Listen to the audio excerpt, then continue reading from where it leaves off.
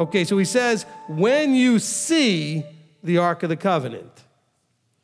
So this goes back to having eyes to see, ears to hear, I think. You've got to see it. You've got to see it for what it is. You've got to know what it is. When you see that covenant, when you see the ark bearing that covenant, when you see it for what it is, this is my interpretation, okay? And you can see it, and you know it, and you understand, and you go, I know what that is, and I see it. He says, and you see the leadership, and you see them and recognize them, the priests, the Levites, who have the burden of bearing it. And you're recognizing and seeing these things for what they are, then you're going to go out and follow it. You need to see it, recognize the people involved in their roles with it, and then you go forward and set out and follow it. But you're following it, you're also following the leadership because they're bearing it, this covenant. It's making sense for people. This verse was so powerful when I read it. That part, this isn't the part that I wasn't sure where we were going to go. It's the last piece he says, but then he says, only keep a distance between you and it. Why? Why do we keep a distance? He does explain it to some degree. He says, do not come near it so that you know which way to go.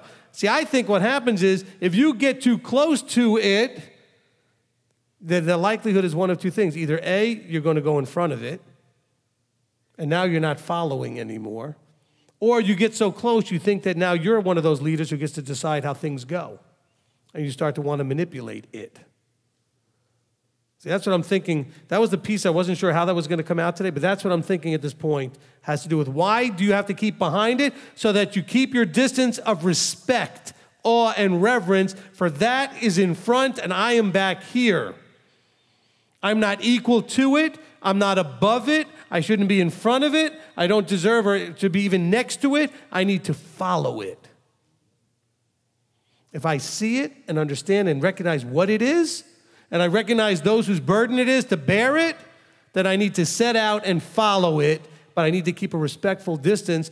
See, a lot of us have this problem in the congregation. Not necessarily just this one, any congregation, where we don't keep the appropriate distance of respect and awe and reverence for the person who's in charge, whose job it is to bear that burden. But no, we want to get right up there and tell them how wrong they are and they don't know what they're talking about and grab the book out of their hand and start showing them what they need to be doing.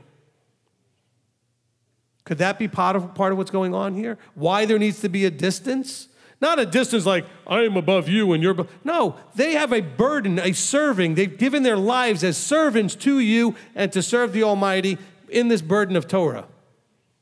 So it's not that you look up to them like, oh, they're better or this or that or the other thing. It's simply understanding they've got a burden. You need not interfere with it. Maybe that's really the point. And again, I said once we got here, I wouldn't know what was going to come out.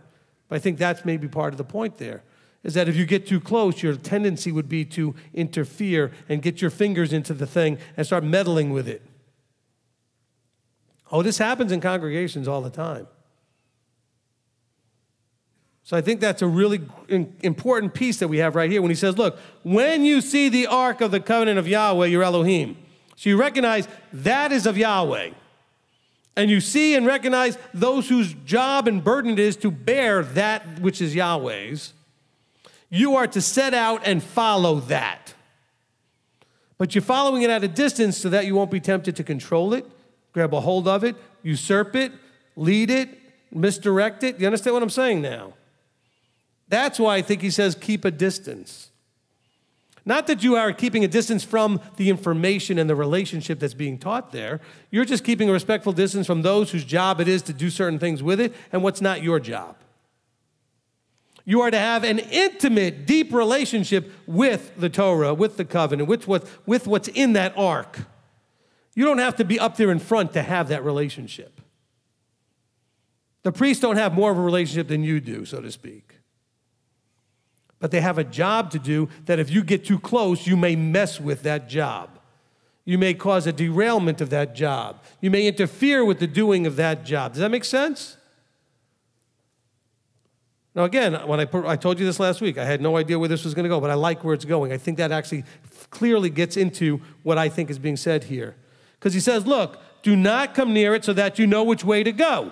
Because Because if you come too close, guess what? You're no longer going to know which way to go. You're going to start deciding to influence which way to go. Because now you're up in the driver's seat. You're up in the front of the car.